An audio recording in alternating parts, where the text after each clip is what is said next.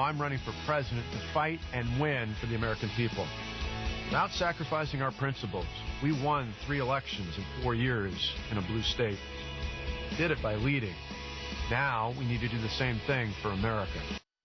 Walker joins the other 14 Republican candidates who have officially announced. Mark Thiessen is a columnist with Washington Post and a Fox News contributor and the author of Unintimidated, A Governor's Story and a Nation's Challenge. So he has spent quite a bit of time with Scott Walker working on that book, and he joins us now. Mark, good morning. Good to have you here today. Good to be with you, Martha. So, you know, people I think are kind of at saturation point. They've been learning about all these candidates, watching them get into the mix, but everybody's been waiting for Scott Walker to get in. Tell us what we should know about this man.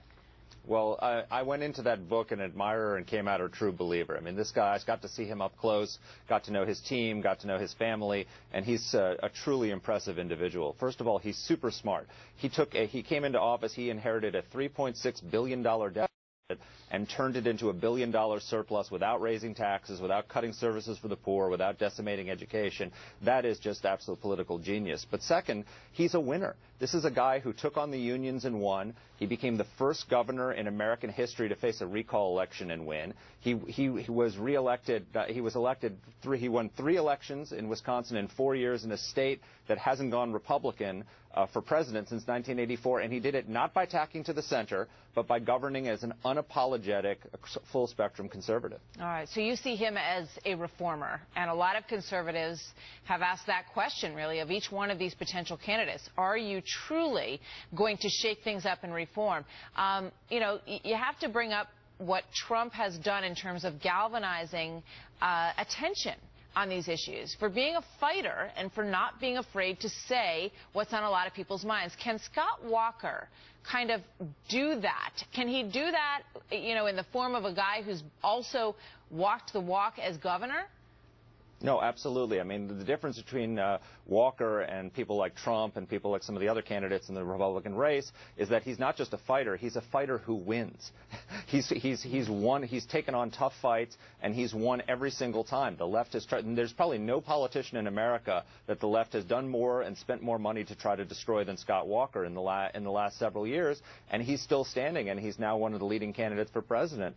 And the key to it is that in his recall election, 1 out of 6 people who voted for him in his recall plan to vote for Barack Obama that same year. Yeah, about 11% of those folks are Obama-Walker voters, so he can rally the base and win the Senate. There's no other candidate who can do that. All right. You also say he's got a spine of steel. What do you mean? Well, so when he was, to put this in perspective for you, when he was first elected, the Packers won the Super Bowl, and 56,000 people showed up at Lambeau Field celebrate. You know how many people were outside his office when during the protests in Wisconsin? 100,000. I mean, they spat on his staff. They urinated on his door.